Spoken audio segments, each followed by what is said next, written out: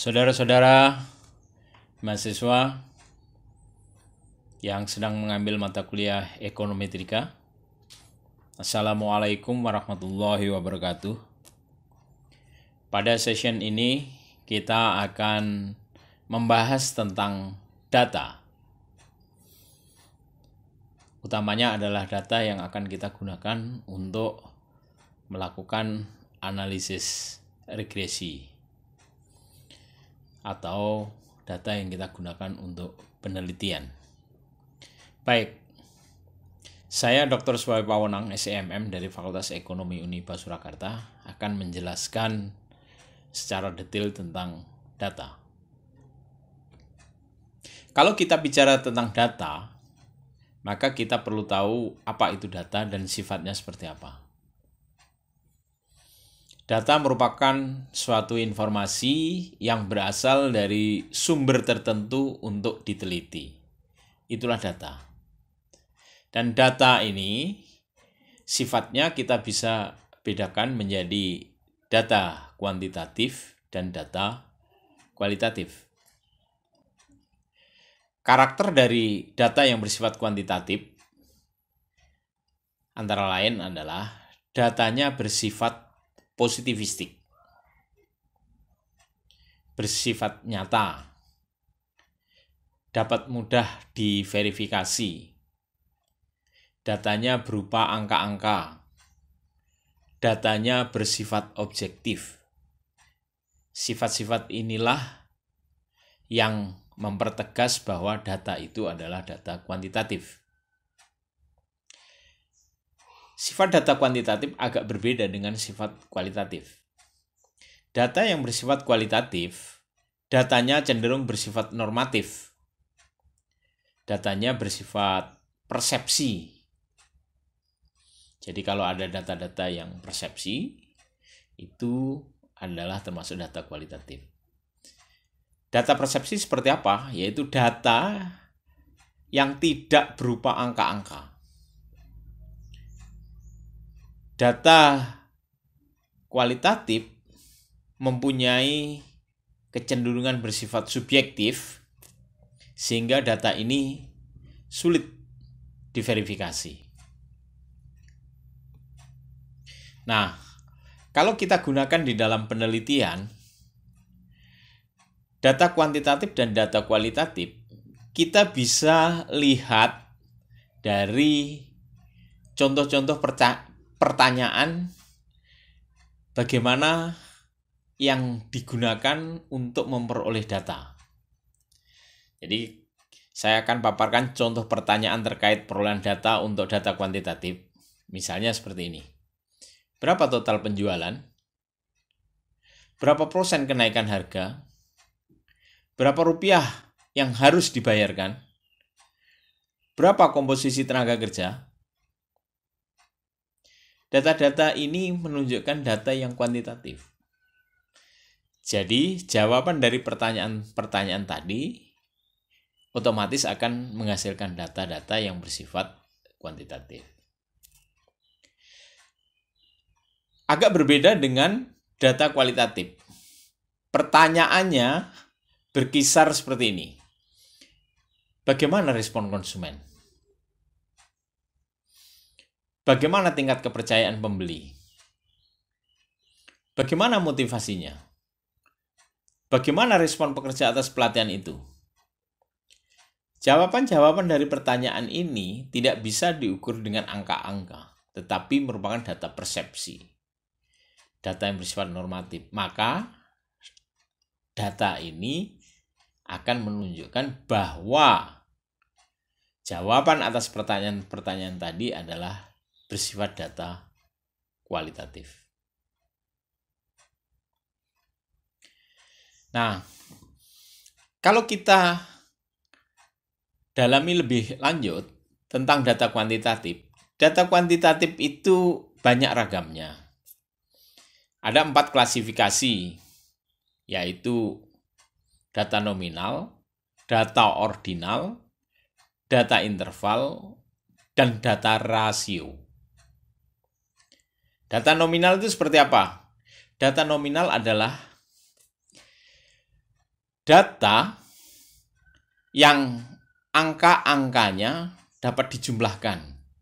Misalnya, uang yang ada di kantong kita, Rp100, Rp1.000, Rp2.000, Rp10.000, sejuta, dan lain sebagainya. Angka-angka ini bisa dijumlahkan. Jadi angka-angka yang bisa dijumlahkan ini menunjukkan data nominal. 1, 2, 3, 4, 5, dan lain sebagainya. Dalam realitasnya, data ini misalnya digunakan untuk mengukur berapa total penjualan per bulan.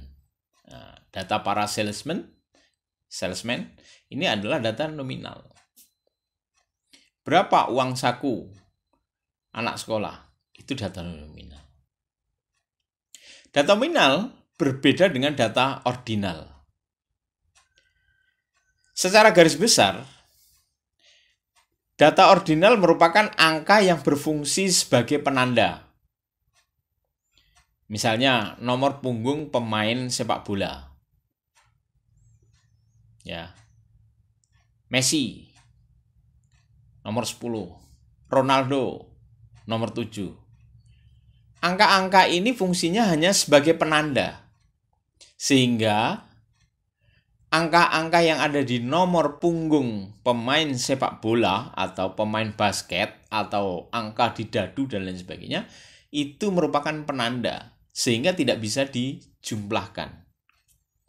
Nah, angka-angka yang fungsinya sebagai penanda itulah data ordinal. Nah, sekarang kita bahas tentang data interval. Data interval adalah data yang mempunyai jarak. Misalnya, 1-5 mewakili A, 6-10 mewakili B, dan lain sebagainya. Nah, contoh yang nyata dari data interval ini adalah nilai yang diperoleh mahasiswa setelah ujian. Biasanya mahasiswa mempunyai nilai A, B, C, D, E. A mewakili dari 3,81 atau 3,85 atau 3,86 sampai 100, itu A misalnya. B misalnya dari 71 sampai 85. C mewakili nilai dari 61 sampai 70, misalnya seperti itu. Jadi ada batas bawah dan ada batas atas, ada interval. Data yang mempunyai batas bawah dan batas atas atau mempunyai jarak ini disebut dengan data interval. Yang keempat adalah data rasio. Data rasio merupakan data perbandingan atau data komparasi. Misalnya, untuk menghitung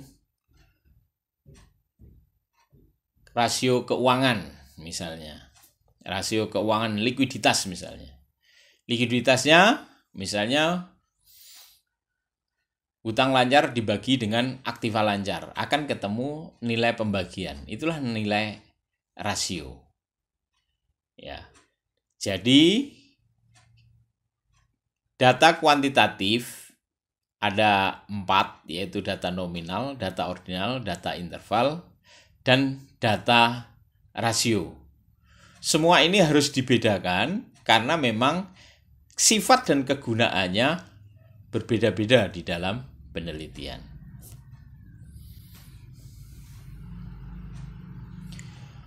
Untuk lebih detailnya, masing-masing data itu memiliki jenis, kategori, peringkat, jarak, dan uji statistik yang berbeda.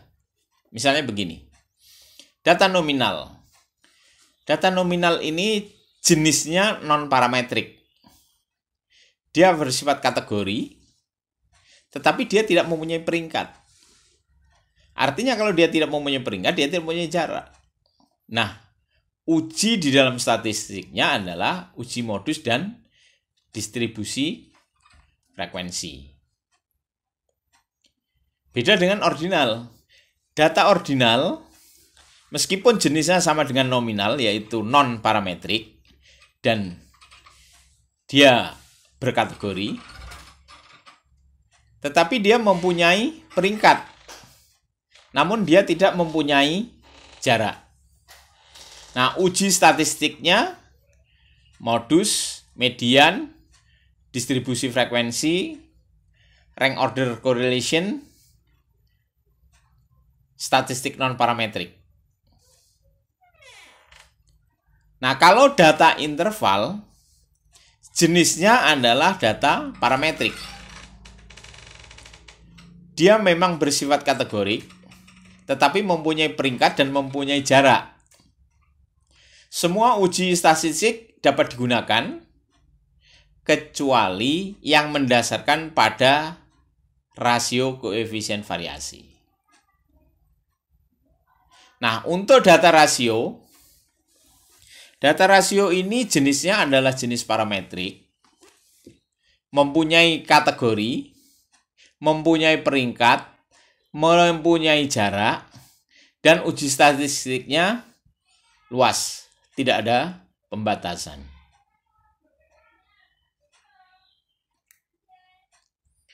Nah, saudara-saudara, metode statistik untuk masing-masing variabel ini juga berbeda-beda di dalam perlakuannya di dalam ekonometrika.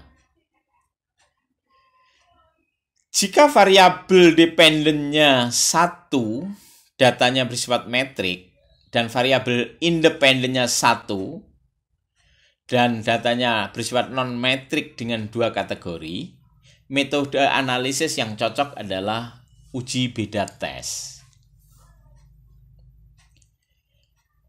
Yang kedua, jika variabel dependennya 1 bersifat metrik dan variabel independennya 1 juga, tapi non-metrik dengan lebih dari 2 kategori, maka metode analisisnya menggunakan analysis of variance atau ANOVA.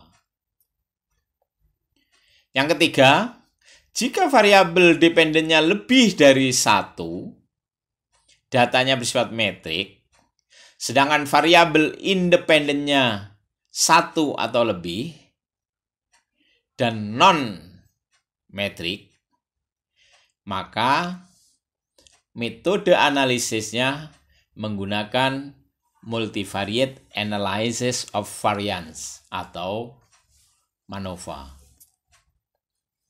Yang keempat, jika variabel dependennya 1 atau lebih, data bersifat metrik, sedangkan variabel independennya lebih dari 1 dan metrik, maka metode analisis yang sesuai adalah menggunakan canonical correlation.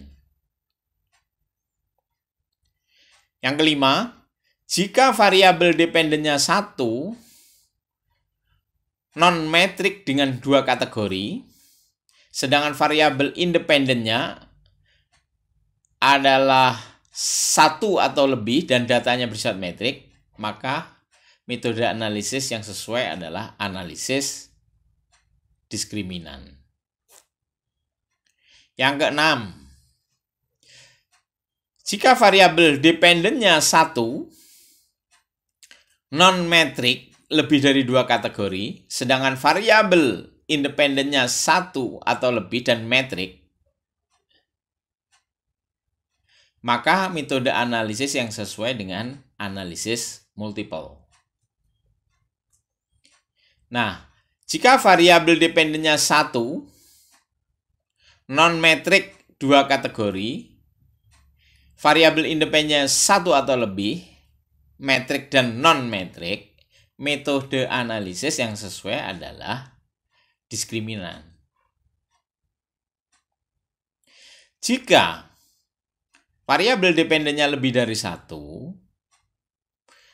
metrik, dan variabel independennya lebih dari 1 dan juga metrik, maka metode analisis yang sesuai adalah logistic regression. Seperti itu. Nah, itu gambaran dari metode analisis yang sesuai. Tidak hanya itu, sebenarnya kita masih bisa kembangkan lagi. Misalnya begini, variabel terikatnya 1, variabel bebasnya 1, metode analisis menggunakan univariate. Variabel terikatnya 1, variabel bebasnya lebih dari 1, metode analisisnya yang paling sesuai adalah multivariate.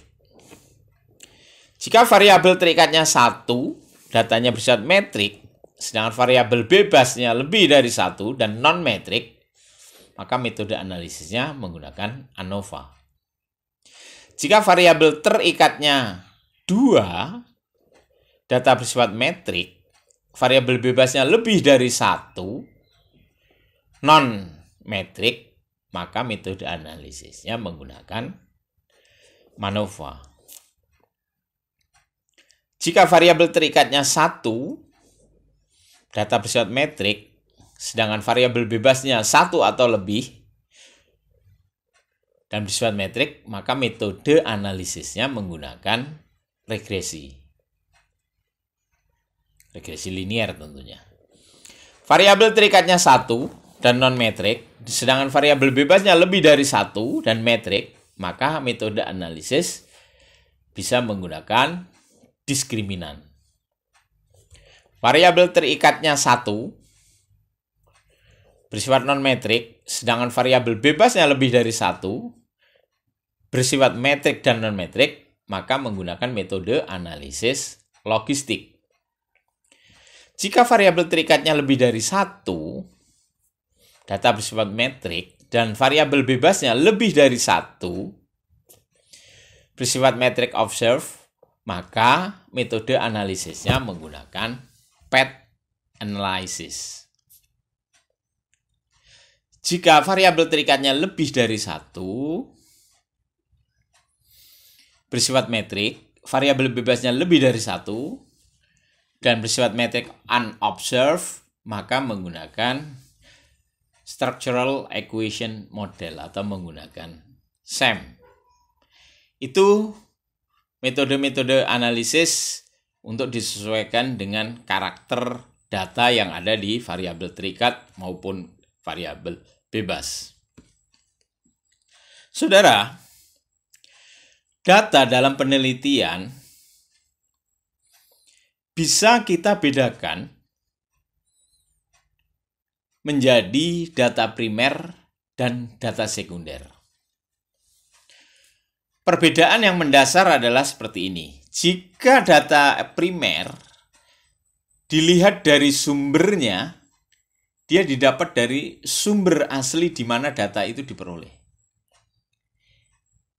Sedangkan sekunder bukan dari sumber asli. Jadi kalau bukan sumber asli, maka data ini mungkin sudah disiapkan oleh orang lain, sudah didokumentasi oleh orang lain, yang tidak kita ambil sendiri, itu namanya data sekunder.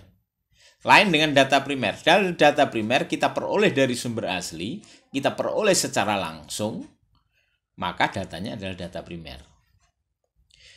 Perbedaan antara primer dan sekunder juga kita bisa bedakan dari kegunaan data itu. Kalau data ini adalah merupakan data utama yang akan diteliti, ini adalah data primer. Tetapi kalau ada data yang bukan data utama, hanya sebagai data pendukung, itu disebut dengan data sekunder. Jadi, penting sekali bagi kita untuk membedakan data primer dan data sekunder. Nah, data bisa kita bedakan juga dari kelangsungan data, sifat dari kelangsungan data itu. Kalau kita lihat dari kelangsungan data, maka kita bisa membedakan data itu discrete atau continue. Data discrete adalah data yang perolehannya terputus-putus. Sedangkan data continue adalah data yang perolehannya berlangsung berkelanjutan. Atau data diskrit adalah data yang terputus-putus, sedangkan data kontinu adalah data yang berlangsung berkelanjutan. Jadi, sifat data diskrit dan data kontinu ini bisa digunakan untuk membedakan dari jenis data time series ataukah data cross section. Kalau datanya itu runtut waktu, inilah yang disebut dengan data time series. Misalnya, data untuk mengetahui penjualan suatu perusahaan, ya, penjualan suatu produk di suatu perusahaan misalnya, yang dihitung secara harian atau mingguan atau bulanan. Data ini adalah data time series. Jadi data time series kalau kita gambarkan lebih bersifat vertikal karena berurutan. Ya, ini biasanya untuk data penjualan, data pembelian, data biaya dan lain sebagainya itu time series. Time series berbeda dengan data cross section. Cross section ini seringkali disebut dengan istilah kerat silang. Data kerat silang ini adalah data yang sifatnya horizontal, per person, per waktu. Misalnya, data persepsi pegawai.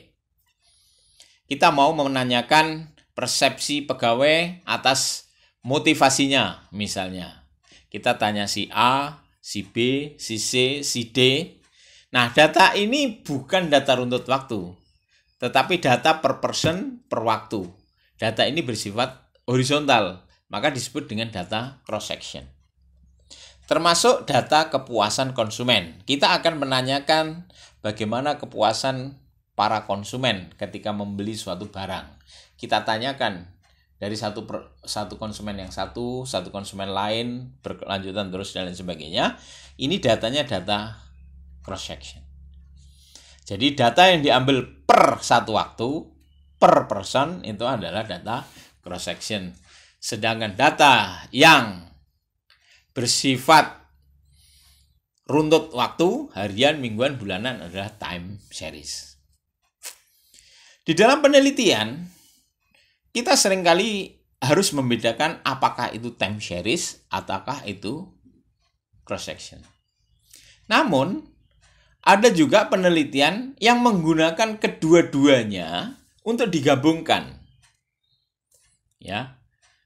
Kedua-duanya untuk digabungkan. Gabungan antara time series dan cross section. Inilah disebut dengan data pooling. Jadi, data pooling merupakan gabungan antara time series dan cross section. Contohnya, data perubahan harga saham. Misalnya, data perubahan harga saham. Kita melihat dari kelompok industri manufaktur pada bulan Januari.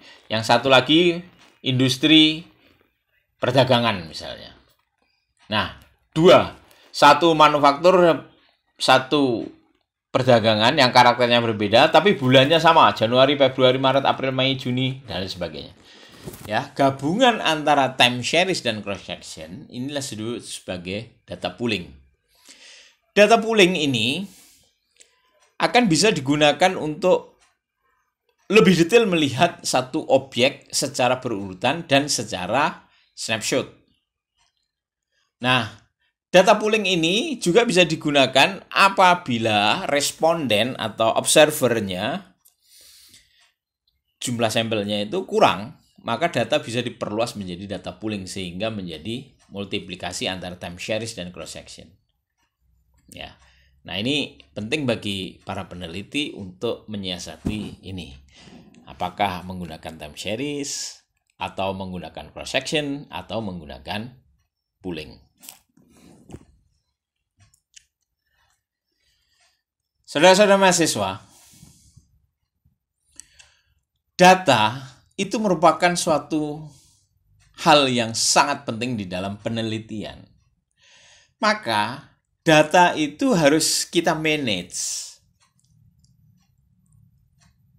Kita rancang untuk menghasilkan data yang baik. Nah, perancangan untuk menghasilkan data yang baik itu dilakukan tahap per tahap. Tahapan pertama adalah tahap menentukan permasalahan. Permasalahan yang hendak diteliti. Jadi permasalahan ini merupakan sesuatu yang ingin dijawab di dalam penelitian itu. Nah, permasalahan inilah yang nanti akan menentukan teori. Karena apa? Karena teori merupakan landasan untuk menjawab permasalahan. Nah, teori ini nanti akan diturunkan menjadi kuesioner. Ya, untuk menarik data. Jadi tidak harus kuesioner, tetapi salah satu kita bisa menggunakan kuesioner. Kuesioner adalah pertanyaan untuk menarik data dari responden yang disusun berdasarkan teori. Jadi kalau kita menyusun kuesioner, ya harus berdasarkan pada teori. Data-data yang bersifat ordinal, data bersifat interval, umumnya dikolek dengan kuesioner. Nah, dengan demikian datanya akan menjadi data primer. Nah, dari kuesioner itulah maka kemudian dikompilasi menjadi data. Yaitu data adalah informasi yang diperoleh yang digunakan untuk menjawab permasalahan. Jadi saya ulang, tahapan penarikan data adalah yang pertama adalah menentukan permasalahan, kemudian menentukan teori, kemudian menyusun kuesionernya, kemudian menarik datanya. Nah, setelah itu baru tahapan analisis. Nah, saudara-saudara, penarikan data memang tidak hanya kuesioner. Kita bisa melakukan dengan observasi. Kita bisa melakukan dari sisi dokumentasi. Kita bisa melakukan dari wawancara. Baru kita juga bisa menggunakan kuesioner. Nah, kuesioner ini sering dipilih oleh para peneliti. Kenapa? Karena bisa lebih efektif dan lebih efisien. Waktunya bisa lebih singkat dan kita bisa bagikan kepada para responden. Nah, data kuesioner adalah data yang digunakan untuk mengubah data yang bersifat kualitatif menjadi data kuantitatif. Jadi boleh dibilang kuesioner itu merupakan suatu metode penarikan data dengan butir-butir pertanyaan dengan tujuan untuk memberikan peringkat atau mengkuantifisir jawaban-jawaban yang bersifat kualitatif. Nah, metode ini dipelopori oleh Likert. Sehingga Likert memodelkan menjadi model Likert atau skala Likert dengan banyak pilihan. Misalnya skor 1 mewakili sangat tidak setuju, skor 2 mewakili tidak setuju, skor 3 mewakili kurang setuju, skor 4 mewakili setuju, skor 5 mewakili sangat setuju. Nah, 1, 2, 3, 4, 5 ini adalah skor-skor penanda. Nah, ini teknik yang digunakan sebenarnya adalah teknik untuk mengkuantifisir dari data yang aslinya bersifat kualitatif.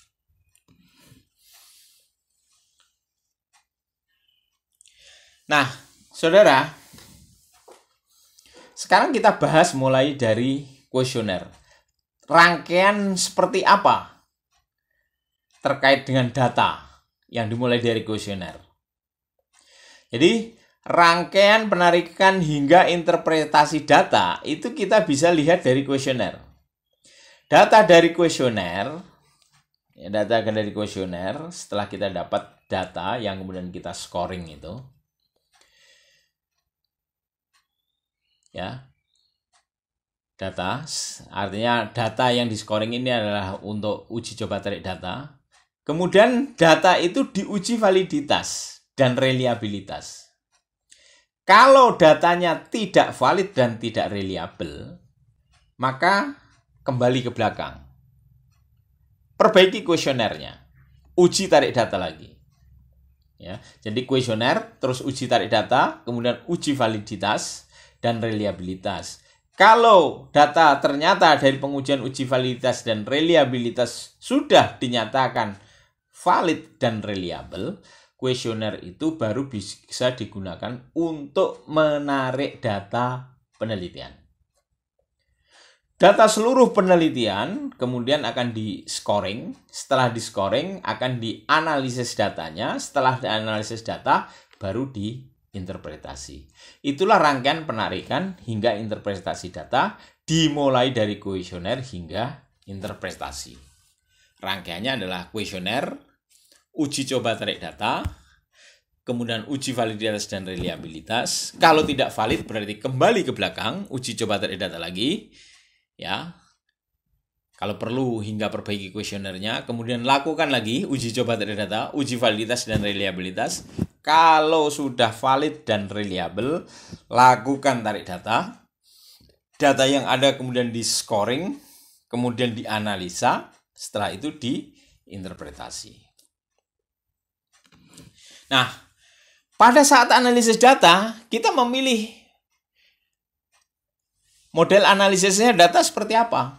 Tadi dijelaskan di depan bahwa ada beragam model analisis, ya.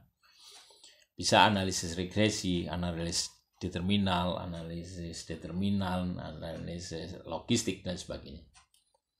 Nah, statistiknya kita juga harus bedakan menggunakan statistik deskriptif atau statistik inferensi. Ya. Jadi tahapan-tahapan ini harus kita perhatikan.